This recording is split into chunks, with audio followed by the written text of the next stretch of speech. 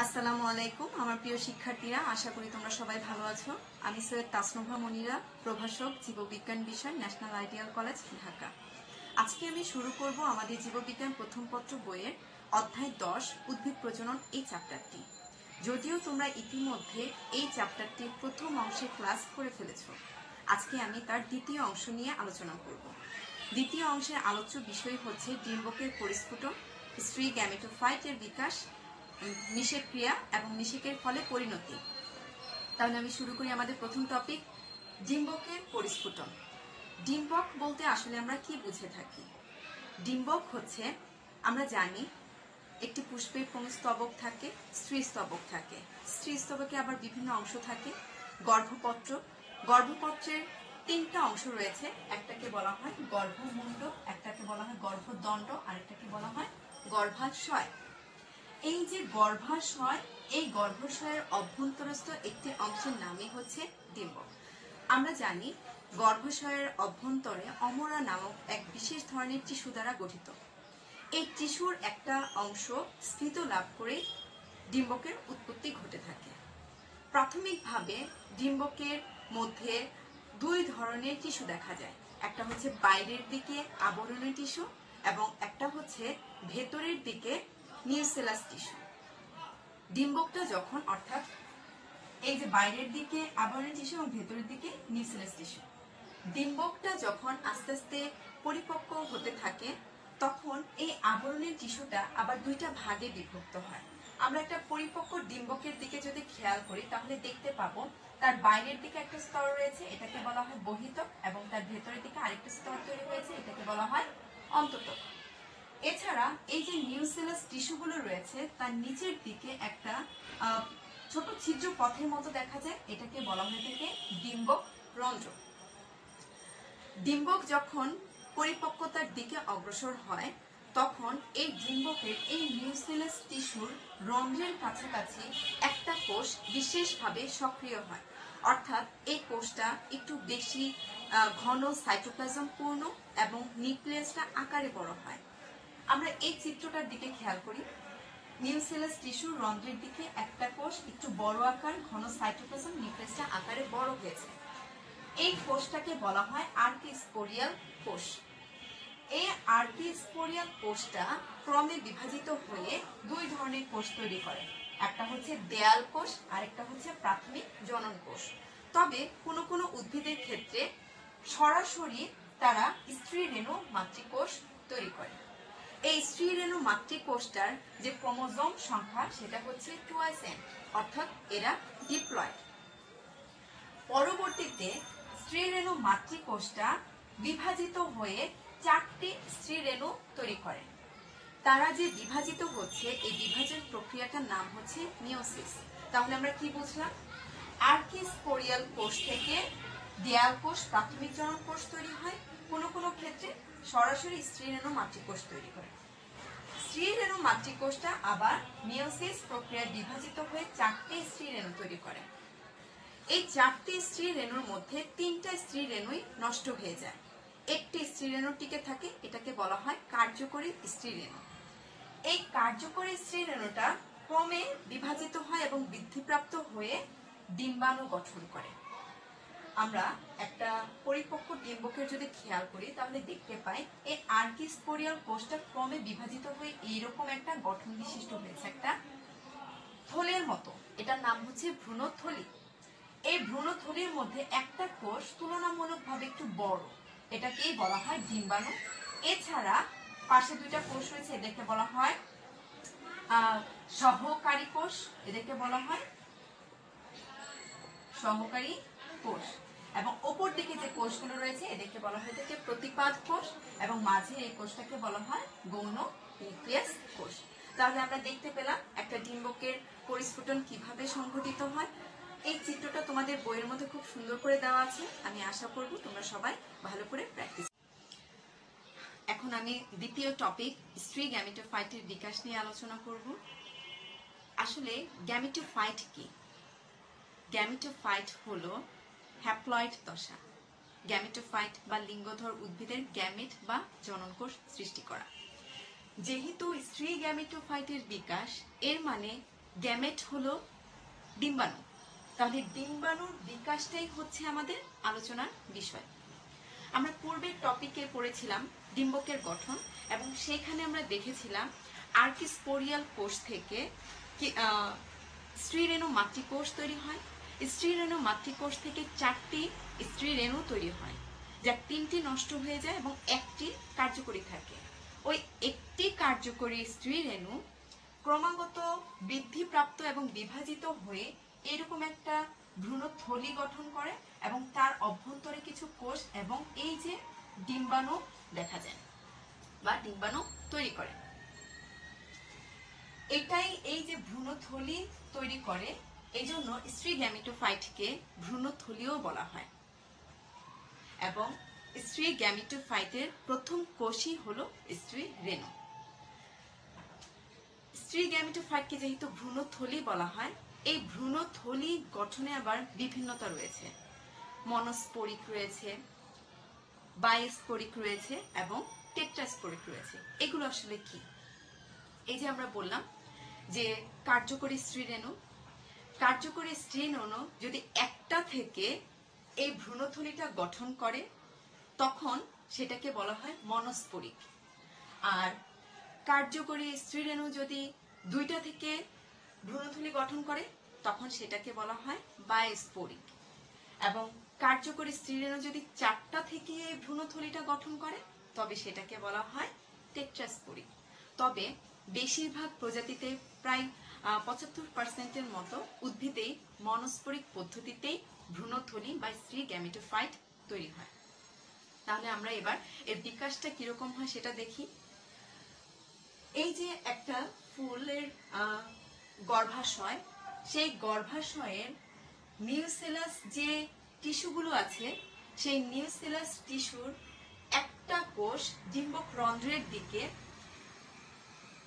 ঘন সাইটোপ্লাজম পূর্ণ এবং বড় নিউক্লিয়াস বিশিষ্ট হয়, যেটাকে আমরা বলি আর্কিস্পোরিয়াল কোষ। এই আর্কিস্পোরিয়াল কোষটা কোনো কোনো উদ্ভিদে সরাসরি স্ত্রীরেণু মাতৃকোষ হিসেবে কাজ করে। তাহলে এই স্ত্রীরেণু মাতৃকোষটা পরবর্তীতে মিওসিস বিভাজনের মাধ্যমে, কি বিভাজন বললাম? মিওসিস। মিওসিস বিভাজনের মাধ্যমে 4টি স্ত্রীরেণু তৈরি করে। স্ত্রীরেণু মাতৃকোষের ক্রোমোসোম সংখ্যা হচ্ছে 2n, এবং মিওসিসের ফলে যে স্ত্রীরেণু তৈরি হলো তাদের ক্রোমোসোমের সংখ্যা হচ্ছে n, অর্থাৎ ক্রোমোসোমের সংখ্যা হ্রাস পায়। এই যে 4টা স্ত্রীরেণু কোষ রয়েছে, এই 4টা স্ত্রীরেণু কোষের 3টা কোষই পরবর্তীতে নষ্ট হয়ে যায় এবং একটা কার্যকরী স্ত্রীরেণু টিকে থাকে। এই একটা কার্যকরী স্ত্রীরেণু থেকে পরবর্তীতে বিভিন্নভাবে বিভিন্ন প্রক্রিয়ার মাধ্যমে ডিম্বাণু তৈরি করে। এই একটা কার্যকরী স্ত্রীরেণু থেকে বিভিন্ন বিভাজনের মাধ্যমে ডিম্বাণু তৈরি হওয়াকেই বলা হয় মনোস্পোরিক। এখন এই কার্যকরী স্ত্রীরেণুটা পরবর্তীতে তার ভেতরের যে নিউক্লিয়াসটা রয়েছে, এই নিউক্লিয়াসটা মাইটোসিস বিভাজনের মাধ্যমে 2টা নিউক্লিয়াস তৈরি করবে। তাহলে কি হলো? 4 কার্যকরী স্ত্রীরেণু হলো একটা, কিন্তু তৈরি হয়েছিল স্ত্রীরেণু মাতৃকোষ থেকে 4টার মধ্য থেকে 3টা নষ্ট হয়ে গেল, একটা স্ত্রীরেণু টিকে থাকলো। এই একটা স্ত্রীরেণুর মধ্যকার যে নিউক্লিয়াসটা রয়েছে, এই নিউক্লিয়াসটা মাইটোসিস বিভাজনের মাধ্যমে 2টা নিউক্লিয়াস তৈরি করলো। যেহেতু কার্যকরী স্ত্রীরেণুর নিউক্লিয়াসের ক্রোমোসোমের সংখ্যা n, তাই এদের যখন নিউক্লিয়াসের বিভাজন ঘটবে এদের ক্রোমোসোমও n সংখ্যকই হবে। এই নিউক্লিয়াস দুটার মধ্যে আবার পরপর 2বার মাইটোসিস বিভাজন সংঘটন হবে। এই প্রথমবার বিভাজনের মাধ্যমে একটা নিউক্লিয়াস থেকে 2টা তৈরি হবে, প্রত্যেকটা থেকে, এটা থেকে 2টা, এই নিউক্লিয়াস থেকে 2টা, এবং দ্বিতীয়বার আবার মাইটোসিস বিভাজন সংঘটন হবে এবং 2টা থেকে 4টা হবে। এইভাবে 8টি নিউক্লিয়াসের একটা দশা তৈরি হবে। নিউক্লিয়াস দশা তৈরি হবে। 8টা নিউক্লিয়াসের মধ্য থেকে পরবর্তী ধাপে একটা করে নিউক্লিয়াস মাঝে চলে আসবে এবং বাকি 3টা নিউক্লিয়াস এই স্ত্রী রেণুর মেরুর দিকে থাকবে। তাহলে এদের মধ্য থেকে এখান থেকে একটা মাঝে চলে আসলো, বাকি 3টা 2 মেরুতে অবস্থান করে।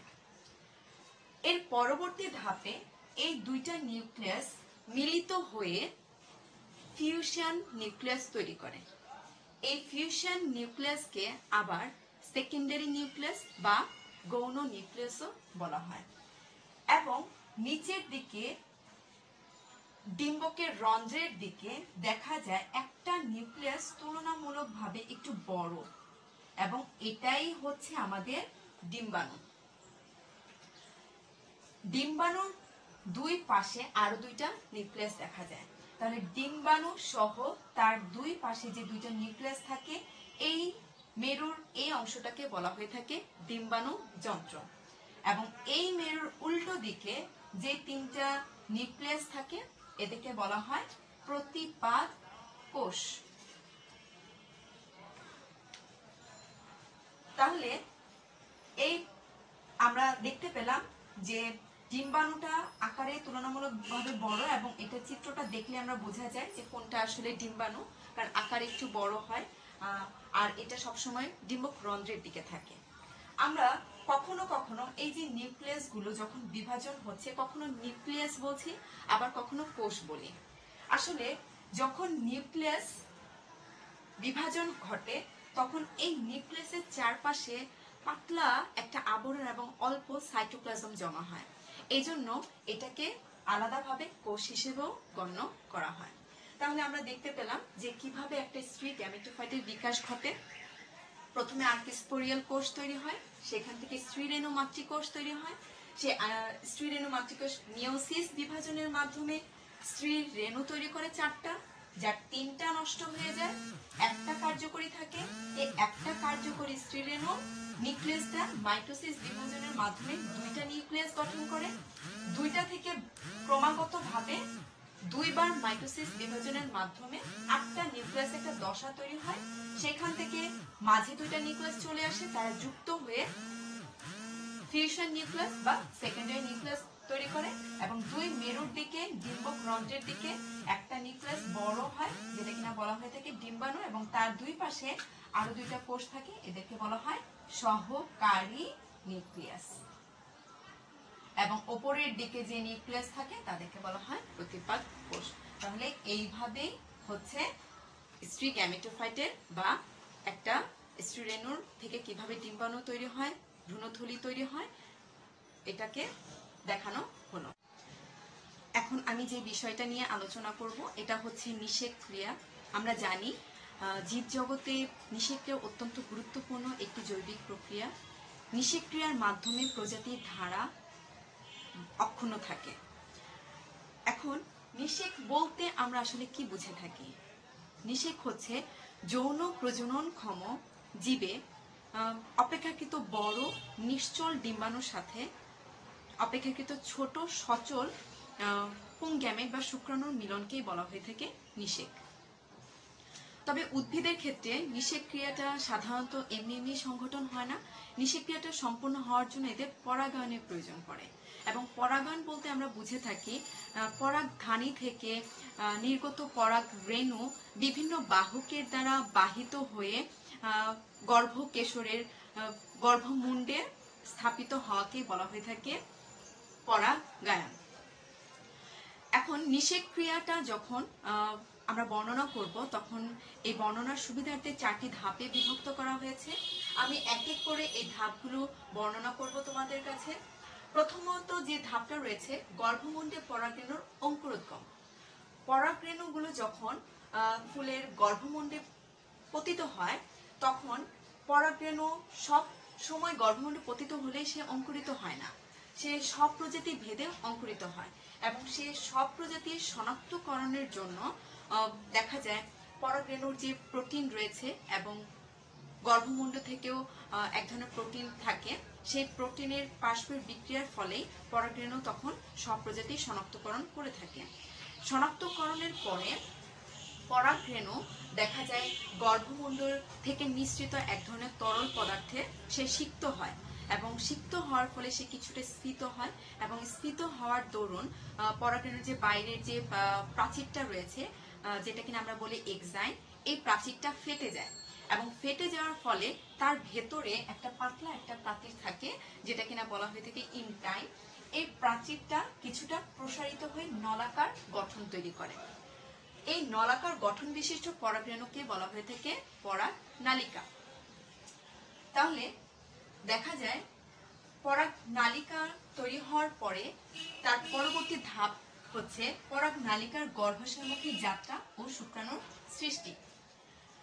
পরাগ নালিকা তৈরি হওয়ার পরে এই পরাগ নালিকাটা আস্তে আস্তে গর্ভাশয়ের যে মধ্যে যে উপস্থিত রয়েছে ডিম্বক সেই পর্যন্ত অগ্রসর হবে। এখন এই পরাগরেণু তো আর এমনি এমনি ডিম্বক পর্যন্ত পৌঁছাতে পারবে না, কারণ এখানে রয়েছে বিভিন্ন কোষ, বিভিন্ন টিস্যু। এই কারণে পরাগ নালিকার মধ্যে পরাগ নালিকার অগ্রভাগে কিছু বিশেষ এনজাইম, সেলুলেজ, পেকটিনেজ টাইপের কিছু এনজাইম থাকে। এই এনজাইমের নিঃসরণ ঘটে এবং এই এনজাইমের কাজই হচ্ছে এখানে গর্ভমণ্ডল, গর্ভদণ্ড, গর্ভাশয়ের যে সমস্ত টিস্যুগুলো রয়েছে এগুলো বিগলিত করে পরাগ নালিকাটা অগ্রসরে সহায়তা করে। যখন গর্ভাশয়ের বিভিন্ন স্তর ভেদ করে পরাগ নালিকাটা ডিম্বকের কাছাকাছি পৌঁছায়, ইতিমধ্যে পরাগ নালিকার মধ্যে যে জনন মাতৃ কোষ রয়েছে অর্থাৎ পুংজনন কোষ রয়েছে সে বিভাজিত হয়ে দুটি শুক্রাণু বা পুং গ্যামেট তৈরি করে। এখন এই পরাগ নালিকাটা গর্ভাশয় স্তর ভেদ করে যখন ডিম্বকে পৌঁছায় তখন বিভিন্ন উদ্ভিদের ক্ষেত্রে দেখা যায় কতক উদ্ভিদে ডিম্বক রন্ধ্র দিয়ে ডিম্বকের কাছে পৌঁছায়, এটাকে বলা হয় প্রোগামী। কিছু উদ্ভিদের ক্ষেত্রে পরাগ নালিকা ডিম্বক মূল দিয়ে ডিম্বকে পৌঁছায়, এটাকে বলা হয় ক্যালাজোগামী। আবার কিছু উদ্ভিদের ক্ষেত্রে ডিম্বক ত্বক দিয়ে পরাগ নালিকাটা ডিম্বকে পৌঁছায়, এটাকে বলা হয় মেসোগামী। তবে অধিকাংশ ক্ষেত্রেই ডিম্বক রন্ধ্র দিয়ে পরাগ নালিকাটা ডিম্বকের কাছাকাছি পৌঁছায়। 3 নম্বর ধাপ হচ্ছে পরাগ নালিকার ভ্রূণথলিতে প্রবেশ এবং শুক্রাণু নিক্ষিপ্তকরণ। পরাগ নালিকাটা যখন গর্ভাশয়ের বিভিন্ন স্তর ভেদ করে ডিম্বকের কাছাকাছি পৌঁছায়, ইতিমধ্যে এই ডিম্বাশয়ের ভেতরে যে ভ্রূণথলিটা রয়েছে সেই ভ্রূণথলির মধ্যে ডিম্বাণুটাও পরিপক্ক হয়ে যায়। পরিপক্ক হওয়ার পর পরাগ নালিকাটা যখন ডিম্বকের কাছে আসে তখন তার পরাগ নালিকাটা এই ডিম্বাণুর দুই পাশে যে দুইটা কোষ রয়েছে যাকে আমরা বলি সহকারী কোষ, তার একটার ওপর দিয়ে ভেতরে প্রবেশ করে। এর ফলে পরাগ নালিকার চাপে সহকারী দুইটা কোষের একটা কোষ নষ্ট হয়ে যায় এবং এই পরাগ নালিকার শুক্রাণু দুইটা ভেতরে ভ্রূণথলির ভেতরে নিক্ষিপ্ত হয়। 4 নম্বর ধাপ ভ্রূণথলিতে ডিম্বাণুর সাথে একটি এবং গৌণ নিউক্লিয়াসের সাথে একটি শুক্রাণুর মিলন। অর্থাৎ পরাগ নালিকার মধ্যে যে দুইটা শুক্রাণু ডিম্বক ত্বকের ভেদ করে ভ্রূণথলিতে পৌঁছানোর ফলে একটি পুং গ্যামেট বা শুক্রাণু ডিম্বাণুর সাথে মিলিত হয় এবং একীভূত হয়ে যায়, এটাকে বলা হয় সিনগ্যামি। অপর যে শুক্রাণুটা রয়েছে এই শুক্রাণুটা এখানে যে মাঝে দুইটা নিউক্লিয়াস রয়েছে অর্থাৎ গৌণ নিউক্লিয়াস তার সাথে যুক্ত হয়।